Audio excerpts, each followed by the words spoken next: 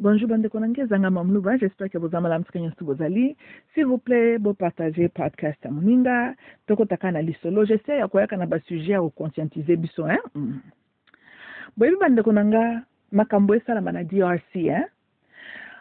Ezape na élément spirituel. Toyokani bande konanga yi. Se bolandi mamluba chaque fois sakabino que le temps, la saison, hein, et positionnement est très très important. Toyokani mama munene ezali wuta badia buloyo bayaka ko sebino ko astrologie c'est la sorcellerie, right? Bobandi ko ignorer comme ça bozo rataka les signes qui marquent certaines saisons. Toyokani hein? Na pesa bino exemple ba magi. So les magi batala bonalola ba moni configuration ya ba étoile dans les cieux. Va comprendre que il faut la naissance dont Daniel a parlé. Tant que c'est qu'on a époque à Babylone. Tu l'as dit, hein? Daniel était initié na koyeba astrologie. Tokani, ça c'est ce que je dis à Bongo. And so, batali les configurations astrales, babandi kolandi sa po bakende komemela mwana bakado. Imaginez ce qui babette kango kara. Que bayebi ko reconnaître les étoiles dans les cieux. Hein? Vous savez ce qui allait arriver? Une chose est vraie, Jésus allait toujours être né, right? Parce que ce qui moi ça zana zeme ke tango ko bote koki tango bote koki. Moi na ofanda na libumute poyo yebi ko reconnaître les étoiles dans les cieux. Moi na zoya. So Miriam alngeka ka bota kaka Yesu parce qu'elle était déjà assez aboti mwana. Tokani. Sauf que bangonde banga ki ba raté ko reconnaître la naissance ya Messie. Boki lan bande konangai. Voilà, parce que Mary na Yusuf bangom bake luka bangote po baloba tala to botel bino Messi. Non, ils ont reconnu que Messi a botami à travers les aspects astral, ba positionnement ba étoile. Tolanda Zambo akela ki mokili alobi a placé ba étoile on a dans les cieux pour te ba ko marquer nine le temps et le signe, le signe et le temps. Tolanda bande konanga. Et là, comme ça, c'est avec les chrétiens à la canine. Les jours de la semaine, bakombo nango, tozo, ezakwa to paya umach na ba planète ango, n'est-ce pas? Lundi, jour de la lune, mardi, jour il y a Mars, mercredi, jour il y a Mercury, jeudi, jour il y a Jovial, Jupiter, vendredi, jour il y a Venus, samedi, jour il y a Saturn, Sunday, jour il y a Soleil. To kani hein? Bino botuna na ba pasteur na bino te ba changer kasi ba kombo ango to landa parce que comment la chrétien le bio c'est satanique mais azal ce que bon le bi mardi ouais mais maintenant mardi ça dans Mars c'est une planète là dans les cieux le corps les âmes quand bien péché bo changer ba kombo to kani bato yo na convention na bango ba votaka ba maintenir ba date pendenge wana bato na bazaki na connaissance occulte. Tolanda, nazol occulte na ndenga négative te. Occulte normalement n'est pas quelque chose de négatif. Occulte tout simplement veut dire enseignement secret, connaissance secrète. Tolandi, hein? N'a pas un exemple de se comprendre. Même Jésus Christ, hein? Azalaki na parabole, azalaki kopé ça devant la foule, et puis azalaki na parabole, il y a huis clos entre yé na ba disciple na yé. Parce que bango baza ba elect. Aponi bango toyokane so kozana ba masolo mususu kozala zo enseigner bango tozolanda lokola zo ko initier bango azo ko apprendre bango maka mususu mais la masse non toyokane bando na ngai voilà so par définition Yesu tokoloba c'est occulte parce qu'azo ko enseigner bango pe maka mususu tikalika entre bango toyokane kasi lokola la bête de ce monde a mal intentionné, Tolanda, a vu tout ce que Dieu avait créé qui était bon, il y a qu'à corrompre Yango. Tolanda, même quand nous critiquons government, normalement government c'est Dieu, government représente Dieu. Tokani, Kassi, pourquoi tout le monde a le government d'aujourd'hui comme ça? Parce que la bête a s'est infiltré, he corrupted structure ya government. Donc mona politicien ko yiba mbongo l'état azana conscience et troublé été Tolanda, beaucoup na politicien akei abomisi si mutu ala la kanepe pongi tranquille. Toyokane parce que eza pouvoir yanzambe lisusu. Le gouvernement ici que vous voyez ici là, eza établissement ya antichrist. Nde bomoni bazo sa bakosala makambo ya mabe na mokili baza à l'aise na makambo bango basalaka. Tolanda, parce que quand c'est Dieu qui t'a appelé, il t'a établi. Orotambola na bobangi zambe wana. Tolanda, comment on peut dire que le gouvernement représente Dieu, mais tout le monde a tout bon corrompu qui se respecte appartient au gouvernement. Parce que l'antichrist ça corrompt pas kango depuis quand là. Quand denga corrompt pas per religion et wana pe chrétien. Tolanda, yango bomoni et les pasteurs aussi n'ont pas le respect de l'église. Oba prétendra au kendo ke longi nzambe. Tolanda, baza des fois ne bagate qui est plus pire. Batu normal ou bien le pasteur? Pour ma bébé ba pasteur na zeba ko différencier entre bango na bato masumu pété. Tolanda, OK peut-être ba pasteur ko ba dépasser niveau masumu. Tokani hein? So comme système de ce monde à s'investir ne loko moko pi bazo encourager bino nango boye bakeza parce que bazo contrôler loko wana. Basi ba corrompre yango. Tozongeli suna Christ. Quand le vrai Christ s'est tenu devant eux, balinga kayete. Maintenant, posez-vous la question, pourquoi plus tard ils se sont investis beaucoup d'argent pour imprimer la Bible, côté de la missionaries, ba convert bilo na soi-disant christianisme. Oh bolanda yesu na kufela kibino negolutu. Mais balinga kieta, banani bayina ka yesu. To bandina na barabi ango dans leurs synagogues. To kani, siko kante est-ce que bolingwa Christ yako na mitema na bango? Parce que baby que cette religion is false. Tolanda e bokoisama na mutambo. Tokan bandeko nangai.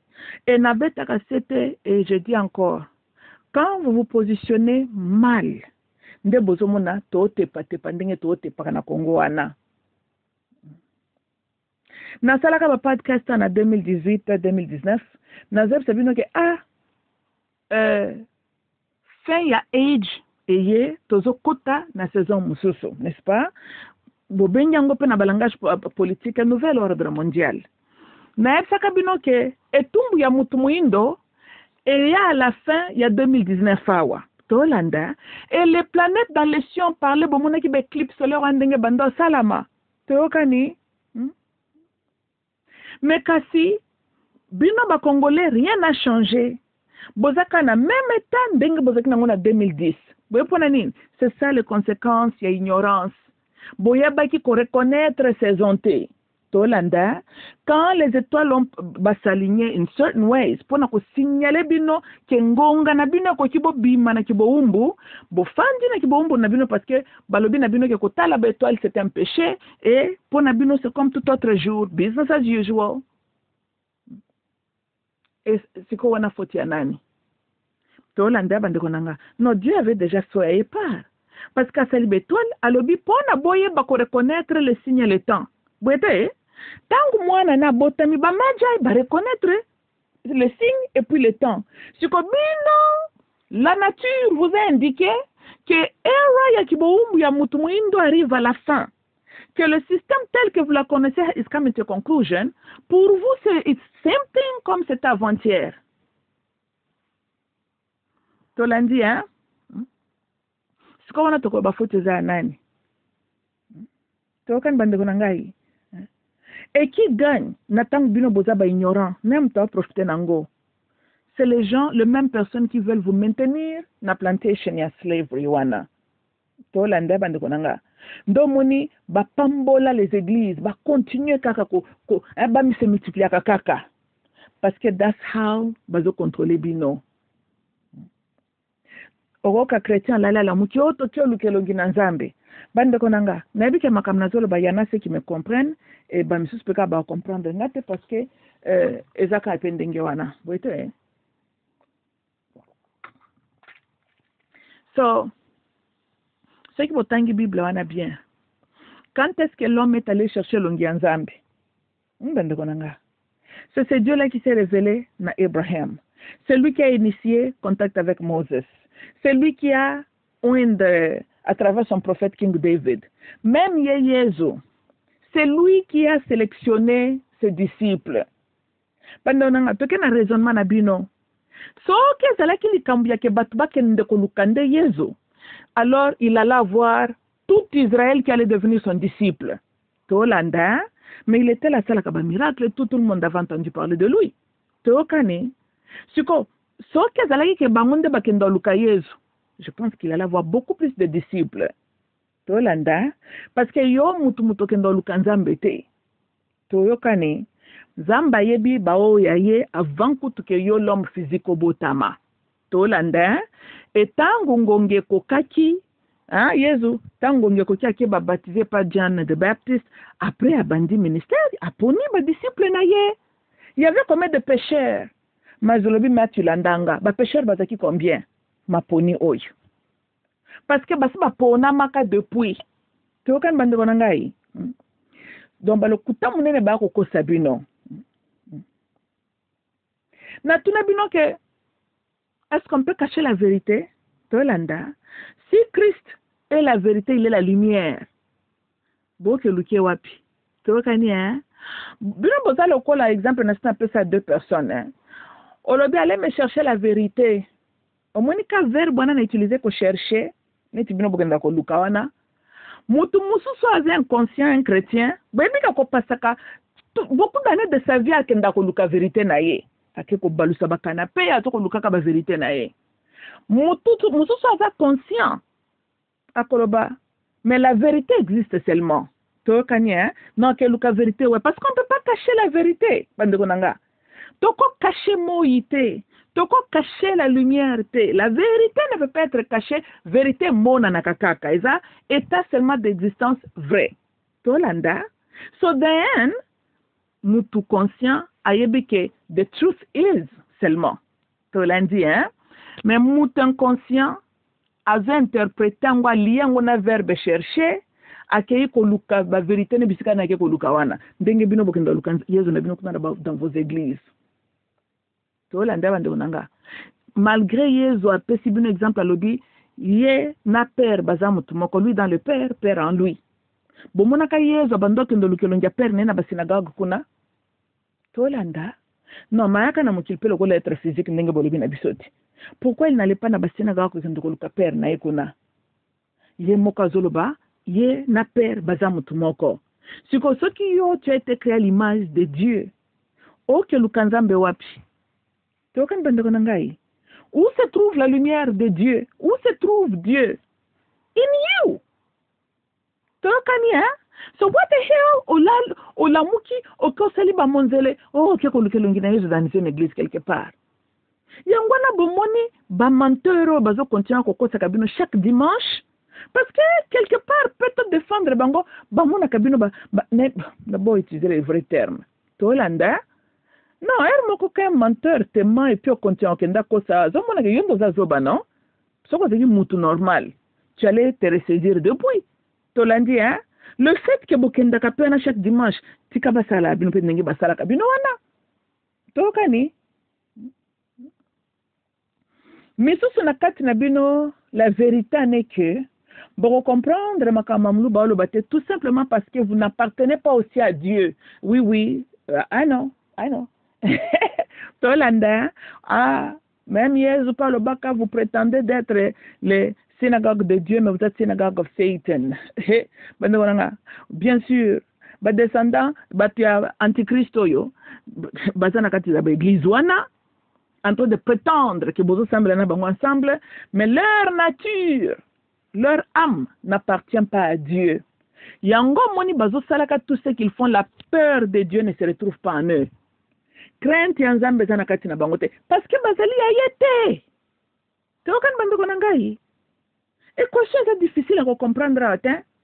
La vérité est en toi, Tolanda, et c'est cette vérité là qui te corrige aussi quand tu fais le mal. Tokani, soko moni mutu asala kama bazo koba na mabe. Son esprit est allé ko chastise yete. Parce que la nature de Dieu n'est pas en lui. Il y a un dans le père na katina eta. ye père aza le serpent de l'ancien temps ndo ye père yango wana tolanda la bête de ce monde kamata corrompre government. Oui, government représente Dieu, that's true. Kasi bomoni antichrist asa corrompaki the government tolanda yango bozomona ba politiciens ko yiba mbongo l'État akobomane batu elobele le côté parce que qui dans the government establishment government ndenge toyebeli yango eza masola prince de ce monde tolanda parce que la structure originale nzamba pesaka bakoko na biso bazalaka qu'observer ni beko na nzambe tokani bandeko na ngai non. Quand Dieu te donne quelque chose, tu as la conscience que yo devoir nous saisir via ces dieux-là. Tolanda, bato yo bayi baka bosa na Bible. Tango yanzambe selon la Bible, appelle Moses de law. Parmi law, au botangi la kabat na livre Exode, c'est le binin. Tu ne voleras point. Tu ne tueras point. Mais ça deux bilo que tout le monde a tout bon politicien qui se respecte s'engage. Muyibi nako bomisaka bato. Tolandi, hein? So, ce gouvernement ici cannot be of God. Bon, une contradiction, hein? Parce qu'ils ont déjà corrompu depuis Kala. Baza conscient que moi, bilo qu'on a bangone, buzo ba bangona basalaka, et akop na bangona antichrist. Yango babanga kanzambe wanate. Mais comment donc le beau government tout monde a le loza nzambe et les politiciens volent sans conscience, sans Tolanda, parce que they're ruling this world. L'antichrist est en train de gouverner ce monde ici-là. Tokani, this government is a yaye. Tolanda, bolanda ba théâtre na bangote basala ko tozaka sambela. Net shilomlombo. Mama ne sa bisaka bino, oh, président na bino za ko sambela na bino mingi alingi bino mingi. Mwana moyibi. Ye moko pe mama moyibi. Lokoso.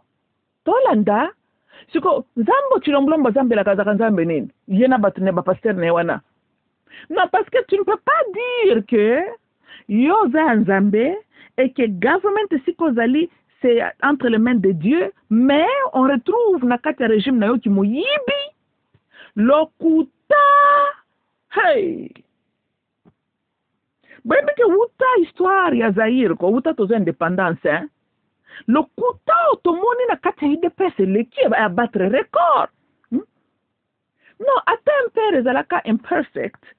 Mais tout le monde a le couteau à boire. Une dépêche, mais ça le couteau moko.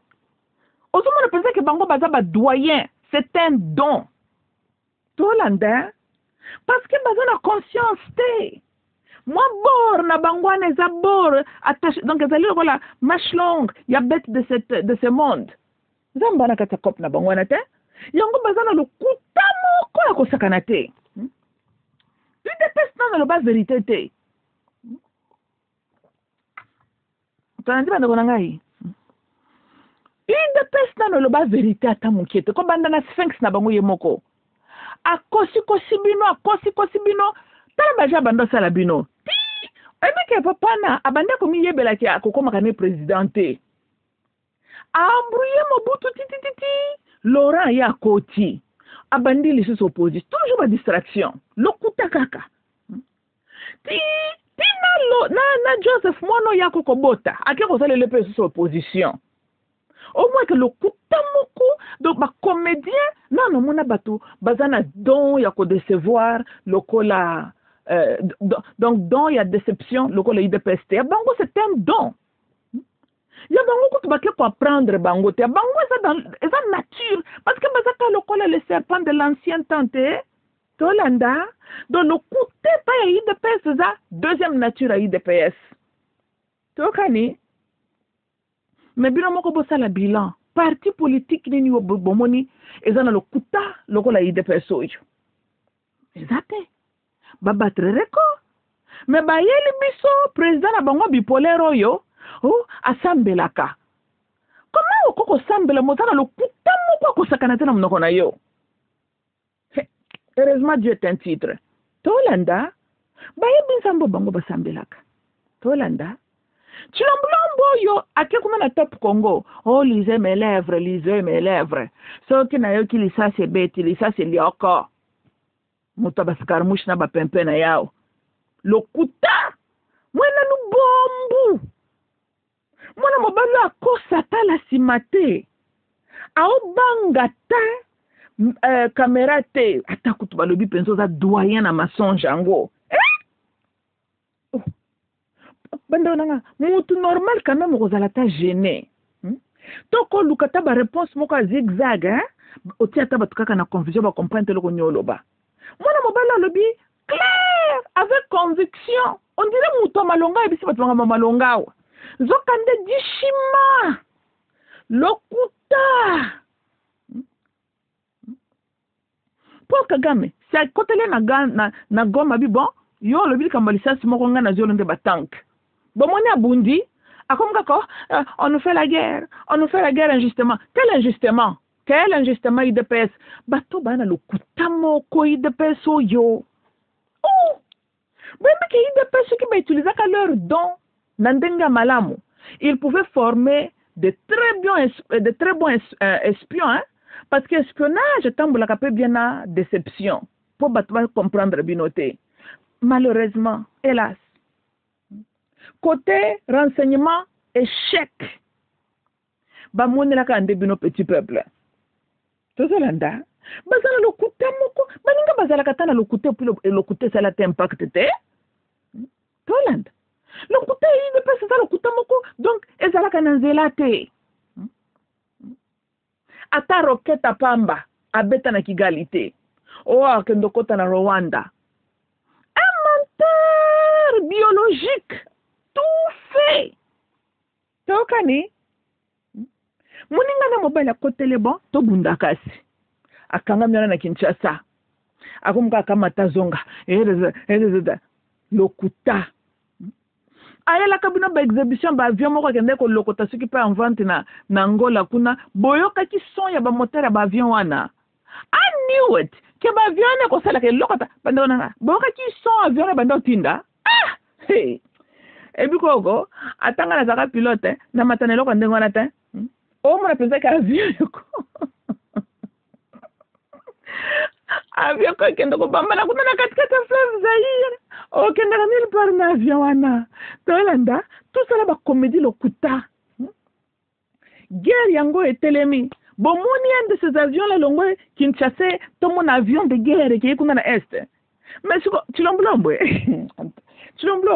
et puis autre ça skiver je vois tu es vraiment le fils de ton père et puis qu'on a numéro quand le la tata na yo ya bime za don mwana mobali oyo oyela kabiso ba avion moko te ko somba s'occuper na Angola kuna ba avion oyo okaka somba avion wana siko mama yango bimisa kende geret bandana mwana mbala aliena ka mbongo leta ake ko somba s'occuper manzanza s'occuper ba avion ba épave ya deuxième guerre mondiale ko parce que avion normal moteur na ngwe ko sonne ndenge ba avion ba no sonote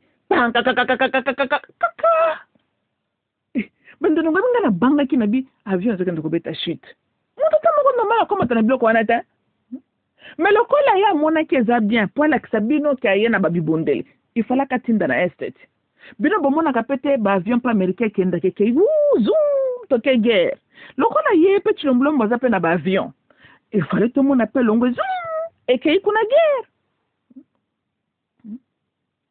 parce que ça be pave moyibi azimbo muto atena chibombi akesomba biloko moko emba avion ko keta ko voler et contourner ville Momba Kinshasa te non somba monteur wana pensa en tout cas avion na imite soko matiku na en tout cas yo moko ozo risquer vino pour rien tolanda comédien mutu mobimba sa mutu maloba mibale je ne veux pas entendre cette histoire que les Banyamulenge incorrompu tout fait Chilombo mwana mabe mutu mabe Chilombo mutu lokuta bandeko na ngai c'est le Satan qui est le père des mensonges Chilombo était menteur comme son père eza ba théâtre na bango tata na bango ebeka koma kane présidente mo sala ka bambrima ba opposition buzo ba opposition sila soni comment yoko zalozalaka vivant n'importe colonisation Nandenge tozo indépendance. Obandi opposition contre Mobutu. Mobutu akenda. Laurent ye yokaka. Mwana yo Joseph Kabila mwana yoko kobota tuko atabasila soni yango. Ebike tatana yoko mapesi ko opposant ya Joseph Kabila. Tatoyo. Ebike tatana tu mkomisa nga ko mapo opposant ya bana 20 ans. Pon na moni tatana zekina soni ta? Oui oui. C'est un comédien, avec un comédien. Mwana na yepe azana posa ba balkaniser Congo. Nda mission mwana na yela ki yango wana. Siko so sala ba zigzag. Mwana se abundi bitumba, abundaka na ete. Abundaka te parce qu'il a aucune intention de défendre le territoire national. C'est un skiveur comme son père. Ayebi ka kubundaka na ete. Azo zela ba koma na Kinshasa akotala apakati nembango atikibino. Baba skiveur. C'est un farceur. Ndenge bomoni wana. Bandeko nanga. Non, kaki bozo kumisene bandelo tandenga lati le ki Joseph Kabila. Oh by the way, na kota la Joseph Kabila tena no bakali kamdengeza. Na le bien. Un bon menteur ment dans quelle langue? En français. Un bon menteur s'habille comment? En veste et cravate. Tolanda bolinga kala tanini po ko sanango bino. Fala kala ta veste na cravate po buka bino lokuta. Aka lukela ngona ntiri Migler. Tang botali bolobie. Alati pensa cheche na makolo Thierry Migler. Quand je suppose au sérieux comme ça, tu bouka ko lokutati. Et puis alingi ba verba wana ba mot. Oh falicieux, oh déboulonnement, hein, moindre pépin, scarmouche, chilomblombe. Ba terminologie yo il fallait ko yeba, eza ya anticipation, tozolanda, preemptive. Tokani, yoko la ba mot wana te. Au moins, ce qu'on y est préemptive na anticipation. Olinga qui s'assurer que un air fonctionnait bien, pour toi anticiper que si tu mabe ko ute là. Et puis si communique place au risque za makasi, toi attaquango preemptively. Yoko la ba mo wana te. To lembi mono ya falicieuse oyo. To landi hein?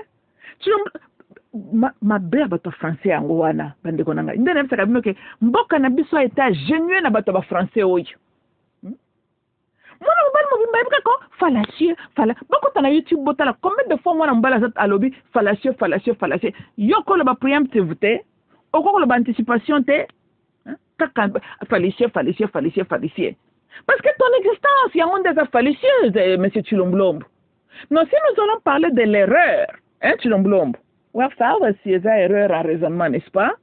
Yo raisonnement nous allons bien. Hein, tu l'emblombe. Non, toi-même, ton existence, c'est ça même la définition, même il y a moins à faire c'est autant que la cabata chaque fois. Mais là, yo lune na mercredi, yo c'est bipolaire, n'est-ce pas? Aux âmes tu as tantôt. Donc, yo dans un filasse, c'est pas falicieux. Hein, falicieux, hein? Voilà.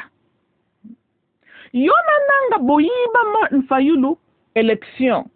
Donc, yo qui présidence na yo, eza basé sur déception, makambuno tout eza kaka falicieux. Tolanda, yango mo yeba, preemptive, ko anticiper, na peso ka 2 mots kaka pamba. Oye bi makana mnoko na ote. Parce que c'est skiveur comme ton père. Papa no kanga makapeka na makamoko. Oh, article 64. Arrêtez-moi mon hôtel. Makambia kanga makana moka yango. No soka papa no baba Français malongao. Un Chilomblombo. Te toma te peno kita. Français nyamalonga papa no asolobela bato. Ba Français tatana zaka ko arrêtez-moi mon hôtel. Na kuzange c'est na Rwanda je vais lui remettre. Ne faut pas obéir le Joseph Kabila. Papa no ski kaka lokola yote. Chilomblombo. Yo est-ce que yo depuis botamo solo ba Français malonga? Comment ko le bal français mais le kuta ta ko ba Français bazaka bena lubombo. Ya Chilomblombo ya yo pensa yo ndiroza maître ya mensonge. On dirait aux huiles doctorat. Chilomblombo, tu as raté ton appel dans la vie. Et l'appel non maman na vie zakinin. Il fallait qu'on ait un agent espionnage. Parce que aux ana don il y a des deceitfulness. Ko décevoir donc ko deceive ba kanisi boyen zo kando sa makamso. On raté appel non na vie. Au benga mato za la présidente, il fallait qu'il nous allait espion. Tala non nous allait qui chécoulaire. Osomon, makambuno tout est lié à la déception. aura appel non. Mais il n'est jamais tard dans la vie Chilombolombo. Ce qu'on déposer nos pouvoirs n'endenga bien. Au quota na espionnage. Yo koyelo naturellement posana mutia lo kuta. Tolanda na bataille no wana. Okomi bimisa kozano Uganda, okomi bimisa kozano Jaluri ya Kenya ekoleka Tolanda, mais en réalité oza mutu ya Malawi. Mon deception ya biango wana. Mozo pesa kabiso pe information. Yo tiki don oyo naturel. Okyo koto luko kambamboka. Lokuta na lokuta. Kalata wana yokaki bato asi UDPS bazolobo la Russie bako yede biso UDPS bazala lokuta et puis bana ko mo mito ba UDPS eza normalité. UDPS na moni maladie mentale et utande na UDPS utana limité kuna. Tangu Poutine akoteli Ukraine boka batana batema kana sanzete. Oh Poutine asale loko mabe tala boy bakondana ki. Bande wananga ndema kamnalo bayangoyo. Bomoni ignorance yango bona seplaka na UDPS ote. Tolanda listen. UDPS go bolimbisa babizengi moko boy. Yango na tala bazoko kama kambute bayuma. Poutine aza mutu normal. Poutine azo salela preemptive na anticipation. Voilà. Nandengenin. Après la Deuxième Guerre mondiale, il y avait des accords, n'est-ce pas, que l'Ukraine et Kota n'a netoté. D'ailleurs, ceux qui voient bien cette histoire, malamu, l'Ukraine fait partie, il y a beaucoup de à Soviet Union. Zelensky Lobaka Russia, ça c'est sa langue maternelle, qui est Russian. Tolandi, hein, ayeko lande langue ba ukrainienne. Tokani, so bazalaka territoire, il y a URSS kuna. Tangu URSS il faut comme dismente lango tutu bayokanaka que Ukraine et kokota na NATO te. Comme ça NATO a un courage kwa kotia base militaire na Ukraine te. Bon ka badi menretso yo ba kolo deception Barack Obama sali coup d'état a yibi élection batu ndenge nanga na Chilombolombo ba yiba ki pe ba élection ya Martin Fayulu ndebwe ba nani Obama pa sala ki bazu batie Zelensky le comédien ndenge batiela biso Chilombolombo mtalokuta siko Zelensky afandi wana lokola ba diminrat mtubatiaka ye bayeko kose lisusu o apetition na lukakota na nedo Poutine amoni danger liboso na ye tozolanda parce que frontière toba Ukraine ezaka na simanda ku ya Russia bazata séparé na corps ya maite ni l'océan ezaka na simanda ku un peu lokola biso na Rwanda Poutine amona mayele abi lokole za boingana kozela teke baya batia base militaire comme ça babando beta ka masasi na Russia po ya bandaka kosela mantaka anticiper akia kotika sisiko na Ukraine yango pona kwa empêcher neto Tolanda parce qu'il a une nation protégée tala mwana mayele mwana zo ko appliquer preemptive na prévention Chilombolombo yekola na ba mwana mibale posoko yeba ki yango olinga ko yeba que Rwanda na ba rebelle basi bazwa ba Goma na plusieurs fois avant que ça peut encore refaire olinga ko s'investir na ko fortifier notre armée parce qu'on a ko anticiper qu'un jour Rwanda bakoka ko sanction ya ko soucier biso olinga ko zela teti bakendo ko bunagana olinga ko sala preemptive action yo koti na Rwanda le monde va critiquer mais après va critiquer ka Poutine kota ki na Ukraine Tolanda écoutez on a une nation sauvée on a une nation sauvée hein un président normal atala qu'intérêt ndambuka na ye tokani hein non le monde peut se fâcher mais fin de compte, yo ta la peuple na yo ce qui est dans leur meilleur intérêt. Chilombolombo. Et puis bataille de passe passer la semaine bande konanga. Oh, pour que kama kendaki na Brazzaville, basombi ba mabele. Oh, il de peso yo li babe moko que le Congo a connu. Tolanda, Chilombolombo yango tata na yo. Alexa ko carte Afrique wana te hein. Ok, je vais vous expliquer. Zabik na papier. Hein? Bon, au montant au téléska Congo, Au moins, tu as 9 pays frontaliers, n'est-ce pas? Politics 101. Tu as na fondamentaux. Fondamental, Bobaka.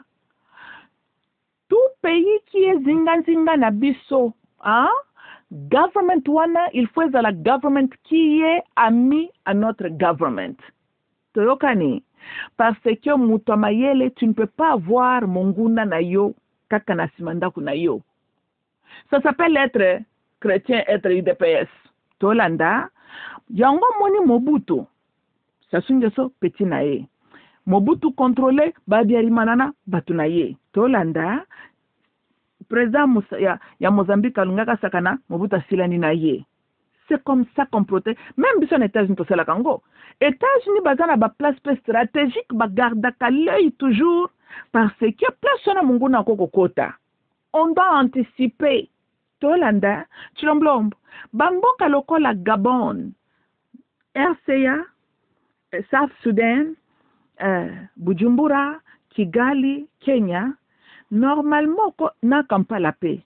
Normalement, on peut permettre ba government na bazala ba ennemi na bisote. Na bite ko kendo ko embrasser makolo na bango non. Mais tango ba machaka Zelensky, ba ta ko tala muto ko servir intérêt ya ba américain. Tokani. Yo il fallait ko sala tout. Au moins ndenge tango bandaka ba mindele bando lingo zaka leur enfant chéri. Il fallait ko saisir cette opportunité là. On s'assurer que tous ces pays-là, bakangam na biso ke ba régime wana baza ko représenter hostility contre bisote. Tolanda, Brazzaville kutata mwa maezali, metala net na este wana. Oye, kaka ba voyage pamba, oki osimba na kana Paul Kagame na loboko, yo moko mutu. Te, n'esprit ya bien, okoti ko presa, comment on a te que il faut natia base militaire ya makasi na este, hein? Parce que ça peut bafouer. Tolanda, yo moko ka common sense. Enchilomblombo. Mutu mobimundiro lala no pongi. Et on dirait yo babota kaka ozaka comme tumoko o réagissa kaka.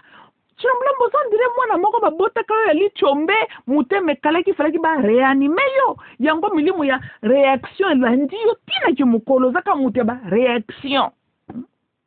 Makambo si quelque chose ma naturel yo faut que ba réaction olingi reming liboso makam na yo recommencer refaire yango yo likambuni ni oyo mwana mobali oyo bazambi tu wana on ne peut pas avoir tozolanda yango moni Poutine avec bino na mayele Mobutu pas alaka mayele. Chilombo magam na oti ko ba ça fait partie ya sécurité nationale. Tala yo, soko zalaka évangéliste Chilombo. Mais kendo ko sabatu na kuna na église na bino kuna na limité. Ko luko zalaka présidente quand tu ne comprends rien. Yo kanga na beti société pour l'intérêt ya Zaïre. Pour la sécurité nationale ya biso. Oui, parce que biso nde tozana primordial. Tolanda les pays bakangam na biso ba régime wana bako kozala baza toloba bazo représenter un danger pour nous te. Non.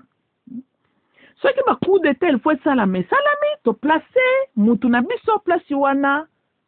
Omonia tozana po Kagame qui est ennemi à nous. Omonia nga sala kabiso ba souci. Mais quand biari manetela yo mona banda sala zaire souci pas du tout. Tolanda, ndebo ifala ko même États-Unis tia kapeka ka ba président bazo servir intérêt na bango. Et le régime o ezali hostile na ba intérêt Amérique okomona bazaka na bango pe bien te. Ba osala tout balongola mtuana. Tolanda. Chilomblom makambo fala ko anticiper yango wana. Que bako kende kota braza que siko il fala ko make sure que ceinture na biso, hein? Ba régime zawane za ami na biso. Deuxième eloko, tu ne pouvais pas, on dit que la base militaire à la grande puissance est à la mise na bamboka wana. Tolanda, malheureusement, Russia a placé ses bases militaires na RCA. Bon, RCA a besoin d'intention au bonne sauter, I suppose, ok. Mais la base américaine a une base militaire côté kuna Kenya, Tolanda, na base à Rwanda, tout ça les a bagaf Chilomblombo, et ça bagaf.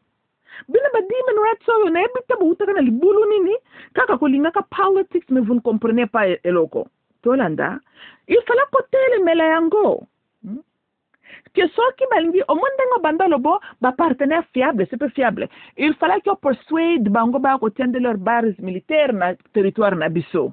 Toyokani hein? Voilà. Imagine Russia to États-Unis bate base militaire na kati ya Zaire wana. Po mtasa kana msako réfléchir deux fois. Toyokani. Mofandi na Kinshasa za busy ko yibaka ba mbongo ba voyage pamba kote kuna ba étranger bazo ko renforcer batinda ka ba minduki. Na ba pays à distance na bisoté. Mais la France a commencé à envoyer les armes et les États-Unis ont des armes na Rwanda. Tozolanda, où étais-tu? Dans des voyages. Tolanda. Nalobia bongo po Kagame bazana no kombia kuna. Wuta bando bundi sa Zaire. C'est très clair kazo obtenir azozo support venant d'ailleurs. So kozalaki na aner ya malonga. Il fallait que déjà bapeso ba information intelligente que tala tozomona ba trafic ba minduki e kende Kigali boy bolu kanden boko ko interceptango to telemela likambwana siko bien beto talango tala mwana mbali mobimba mutuka ba réanimation mutuka ba réaction ba côté libiso na Bunagana robandi ba français ba côté na Goma tala lelo comme kolobo je vais tout faire pour récupérer Goma Chilomblombo oza muto ba temps futur mingi na ba imparfait. Non, c'est pas qu'on a battu d'engouement. Yango yoko composé ma combien de temps présent pété. Parce que dans le présent, on est en train de tuer les Zaïrois, les Congolais. Ndema combien présent yango. Ça c'est notre présent, réalité présente. Tolanda. Baba fantasme no za la kanangwana Chilomblombo. Et impressionnant kabisa. Et bien que yo depuis au côté qui bokonza comme to ba fantasme. Je vais faire le Congo s'occuper le nouveau Allemagne. Allemagne yango. Chilomblombo takutu yo zalaka na dimension ba Pisces na yo. Papa? Pona nini ndima ko zala président mutu na yo eza tenté. Il reconnaître les signes et les temps. Na présent, toza dans quelle position? Ndebo muta raisonaka. Et de là, ce qu'on bandi ko anticiper. Yo côté ko anticiper, tu gères. Positionnement, mutunde aba lamentation. Et puis maintenant, tu veux nous faire croire que la tose récupérer Goma. Baloba, il ne faut jamais faire confiance à un homme qui te promet qu'il va faire quelque chose demain quand il pouvait faire cette chose-là hier. Tolandia Chilomblombo. Oh, yozo promettre Kosala, il fallait Kosala depuis hier. Le cola depuis hier, tu n'avais pas la volonté. Oh, ça l'angolobité aux skiver comme ton père. Tolanda? Non. Tu as perdu 6 ans. O yembaki kembo kezalaki na etaba guerre. Rebeka tozaka agressé, n'est-ce pas? O anticipa kate pona nini. Lelo nazoka ka ide peska ko Joseph Kabila. Ça peut être vrai que 18 ans de Joseph Kabila a sungi armée. Mais tant que bino bokomaki président en 2018, vous boyez baki yango. Parce que chaque fois que vous avez le manteau, Joseph Kabila l'armée était infiltrée, donc vous étiez conscient que l'armée zalaki na kokoso. Tolanda. Ce que vous avez anticipé makambo et salamité basé sur les informations que vous aviez là. Chilomblombo, parce que comme ton père, Skiver, yoposa un farceur comme ton père. Tika kopé sa peuple congolais ba promesse oh yebi bien kokosala na angote. Parce que soko linga ki défendre DRC, o linga ki positionner armée na biso que soki oh yoki kaka tonga toza na position ko se défendre. Comment on peut expliquer que Rwanda Bakota la bus à travers M23, FARDC a été à genoux? Ça c'est grave, bande konangai. Chilomblombo. Mais, peuple congolais, bien après la tana critique à Kapé Bino. Mais comme ça, c'est beaucoup tolérant, il n'y a aucune raison pourquoi FARDC a manqué l'habilité de défendre son territoire. Tolandi, hein? Non, qu'est-ce qui s'est passé que FARDC est tango bitumbeye, FARDC s'est plié. Toko zongisa commandant chef suprême na bango Chilomblombo.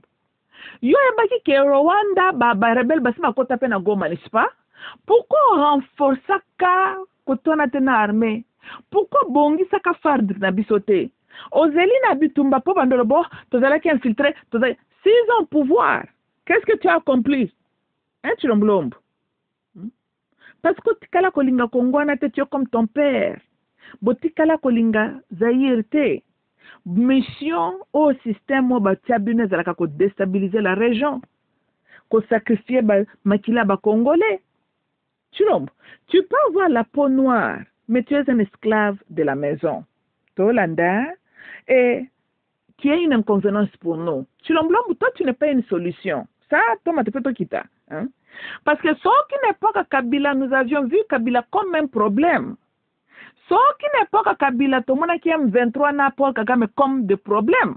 Mais yo, tant que président, tant que le peuple va changer de direction. Balingi direction Kabila l'issue. Parce que le peuple est à la recherche et à solution à leurs problèmes. Et on se retrouve presque 7 ans après. Tu n'es pas une solution. Par contre, tu amplifies le problème. Maintenant, tu nous sers à quoi? Tu as aucun tremblombe. Non, tous de la paix réaliste. Bandonanga. Yo zananzala.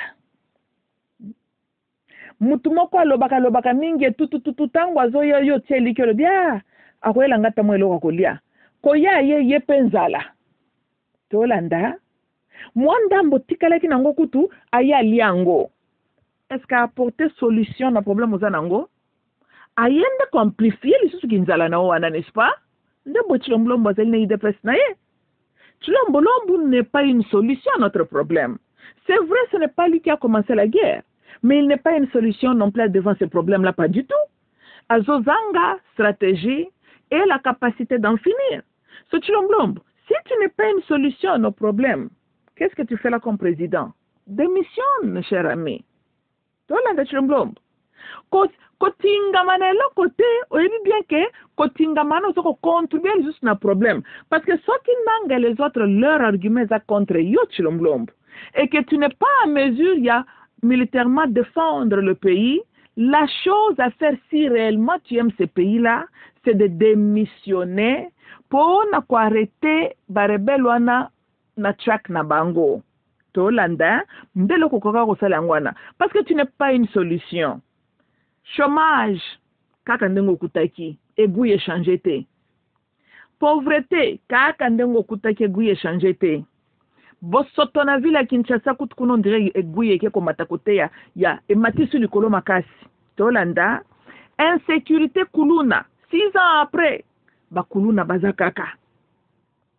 Tokani, côté sécurité nationale, M23 kutaki bango, 6 ans après, bazakaka. Tolandi, hein, qui faiblesse ya franc congolais, okutaki yango, ti le franc congolais, un monnaie maudit. Tolanda Chilombolombo. Siko yo ebisanga, yo zo service on eloko nini. Tolanda Chilombolombo, ten esprit bien. Ton intérêt moko na yo te? Non. Chilombolombo, toi tu ne représentes pas l'intérêt du Zaïre. Non. Ça bane konanga. Chilombolombo. Ozali ko représenter. Donc yo ozo servir intérêt na bisoté. Tolandi hein? Tozan a besoin d'un leader. Oyabi ko reconnaître ce qui se passe. Et puis comme je dis, comme make sure que la frontière na biso ba je régime de l'autre côté, ba cause la ba porte à ouverture pour na ba ennemi ba ko téléphone mbokate. Ça c'est très important. Ce qui en est, ba équipe ba tamalonga, ba linga ki bazala ba pesa ka ba rapport intelligent, utile pour te bande na ko se positionner. Tolanda, mais inutiles qu'ils sont. Tolandi, hein? Et malheur pour na Congo Zaïre, basé sur bipolaire que tu es, basé sur Bandimio comme président. Ndako chemaro tozanango. Mais ce que l'ingi pensa bisondengo zola ba Chilombolombo tika no ka pouvoir ango. Mais tu n'es Chilombolombo. Bandananga ce que tu sais comprendre. Chilombolombo, tu n'es pas la solution. Tolanda, sur le peuple s'est trompé. Ça, te concevoir que, hein, te considère que on s'est trompé avec toi. Tokani, ok. Maintenant que c'est très clair que tu n'as pas la compétence, toi tingamaka na oponanine, bande konanga. Même na musala, hein, o embauché mutu par rapport à makamdenga lobaki na interview CV na ye. Mais pendant que ça musala tu réalises qu'il y a musala angote. Peut-être azo coûter ou coûte l'argent pour il faut foutre batba refaire musala na ye pour ça la erreur. Tu dois être normal pour continuer à garder Moutou. Si on accède la porte, pour n'a pas moutou à quoi ça la musala n'est-ce pas? parce que hier azoya ko aider yote. C'est la même chose avec Chilombo. Chilombo, eh? Tu n'es pas la solution na problème DRC tozali ko face. Toyokane, tu dois partir. Tolanda, comme ça toluka muto yo azana compétence assez la biso musala. Tozo continue ko futombongo pour l'année. Chilombo, ozo continue ko do salaire qui président pourquoi? Tu as échoué na fonction na yo, monsieur. You're fired. Oui, you're fired, Chilombo. Yeah, yo. Mais démissionner. Tolanda, Chilombo. Démissionne si tu as un tout petit peu d'intégrité en toi, démissionne. Tolandi, hein? Ok, bande konanga na section na pola nelo, ezinga mamuluba. I love you. Bye bye.